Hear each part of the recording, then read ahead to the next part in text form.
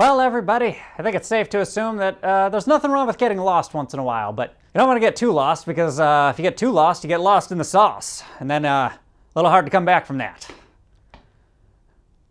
Well, at least that's what I think this movie was trying to tell me, but I don't know. I'm probably overanalyzing, but whatever. Cue the music. Hey, what's up, everybody? How's it going? How y'all doing today? Welcome back as usual. And today we're going to be talking about soul. You know, that little thing that we're all born with, but when you grow up to be an adult, it just kind of withers away and disappears because that's just what happens. Yeah.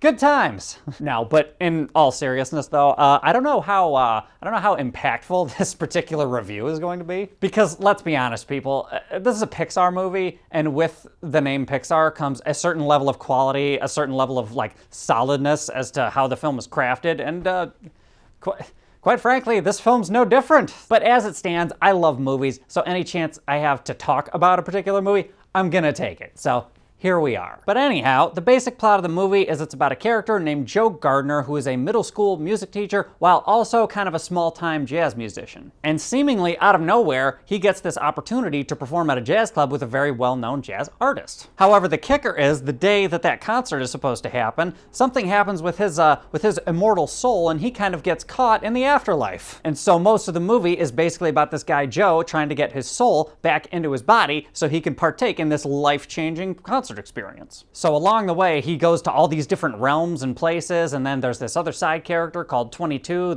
he's kind of stuck with, and then a bunch of Pixar animated stuff happens. And as per usual, when it comes to Pixar, the movie's pretty solid. I had a good time. And I think I identified with this movie a little bit more than normal because, you know, as somebody who's been a musician for a long time, the main character is a jazz guy, so I connected with him. We have a bond, you know? We might as well be cousins at this point. And I thought the main character was pretty solid. His motivations were laid out. His passion was very, very well illustrated throughout the entirety of the film. And I think Jamie Foxx did the voice, and he did a good job because, I mean, it's Jamie Foxx. He's an Academy Award winner. What do you expect? And also, since the movie has a lot to do with jazz, a lot of the music was very well constructed. I have a slight qualm with it, but I'll talk about that in a second. And again, it's Pixar, so there's going to be a lot of heartfelt moments, a lot of cathartic moments, and there's going to be your fun, quirky, funny moments here and there. And it's going to be lighthearted. It's not going to be too serious, but it's going to be just enough so that you can show it to the kids while also let the adults kind of enjoy it on their own a little bit. However, by and large, my favorite aspect of this movie, aside from all the music stuff,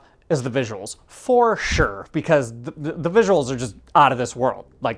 Literally. Because while the main character is going through some of these crazy, super psychedelic looking realms, there's a lot of intricate visual stuff that they tried to do. I thought it was brilliant. For example, there are these characters called Jerrys and Terrys, I think is what they're called. They're kind of, the only way I can describe them, they're like these two-dimensional kind of Mr. Game & Watch type characters. If any of you have ever played Super Smash Brothers, that's the only way I can describe them. And the way that they traverse was really cool. Everything about them visually was kind of awesome. And I think a lot of the same people that worked on Inside Out worked on this movie. So the color palette was insane, and just I don't know, the visual concepts in this movie were really out there. I got a bit of a Stranger Things vibe at a few points, and then at another point, I got a vibe of that Robin Williams movie of What Dreams May Come. I don't know if any of you guys have seen that depression fest, but it was visually stunning, and that's what I'm comparing this movie to, so good times. A little bit of influence from Pirates of the Caribbean, as weird as that may sound. And it also had a very Miyazaki, anime type of feel to it also, which I don't have any problem with. So long story short, the visuals are sick. They're super psychedelic and they're super awesome. Highly recommend just watching this movie, even if it's on mute. And I like some of the concepts that this movie tried to tackle because it gets real philosophical when it comes to things like your life purpose or what you're meant to do or what the true definition of happiness is and what it means to be content. There's a lot of really interesting concepts in this movie, which is why I think this movie is so universally acceptable because there's enough complex topics for the adults to focus in on, and there's a lot of really ridiculous and colorful visuals for the kids to latch onto. So again, well-constructed Pixar movie. But the movie's not perfect. I did have a couple problems with it. For example, there's one scene where a student kind of comes to Mr. Gardner with a problem. And from a writing standpoint, the way that it started and ended was just kind of abrupt and convenient and didn't really make a whole lot of sense. And I felt like they could have delved into it a little bit better because the student feels one way at the beginning of the scene and completely different by the end of it. And it was all kind of it felt like kind of a cheap excuse for a particular character to learn something that could have been done a little bit better. And one other thing I didn't like was there was this kind of running gag with this cat therapy lady, and I know that sounds weird, but just run with me here. And I don't have a problem with the actual gag itself because it was kind of funny and it was, you know, lighthearted. It kept with the tone of the film, but it just this crazy cat lady kind of showed up at really random points that were just oddly convenient for the movie to move forward in some way, shape, or form. Like at one point, she just kind of pops up out of a subway conveniently, just so the main character has one more hurdle that they have to jump over while they're also trying to do this other thing. And I'm like, I felt like they could have weaved that in a little bit better. I'm not a writer by any stretch of the imagination. However, I had the idea that they could have placed the hospital in a place that had something to do with the club that the main character was trying to get through. So it was like they have to pass through that hospital more times. I felt like that would have been a better, like,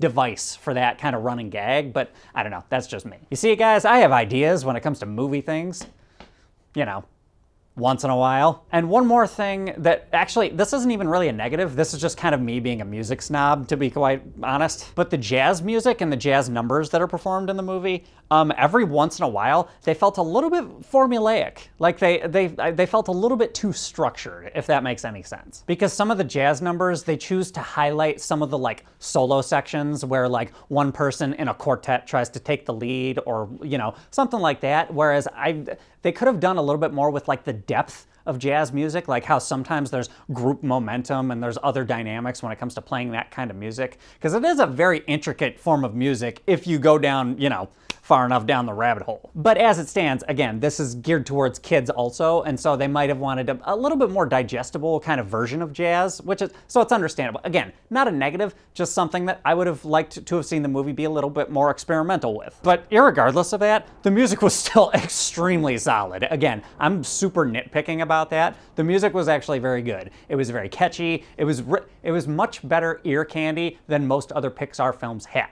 So I'm still gonna give it a lot of credit. But that's just kind of the rebel in me wanting to like be a habitual line stepper because, you know, you don't know where the line is until you cross it. But they went the safe route and there's nothing wrong with that. But anyway, guys, I think I've been rambling for quite long enough. I think you guys get the idea. It's a pretty solid movie. Couple little minor issues, but again, solid Pixar movie. So I think for a score overall out of 10, I think I'm gonna give it like an 8.7. It was really good, it was well paced, there was a lot of really enjoyable qualities about it, and the kids are probably gonna love it. Plus there's the added bonus to, you know, some kid might wanna be a jazz musician after he watches this movie, so score 1 for the music team. But anyway, guys, those are my thoughts. What are your guys' thoughts? Have you seen this movie? Have you even heard of it? Hop in the comments, let me know what's up. Other than that, if you like this video, give me a like, subscribe, share, hit the bell, do all that other usual YouTube shenanigans, and I will catch you guys next time.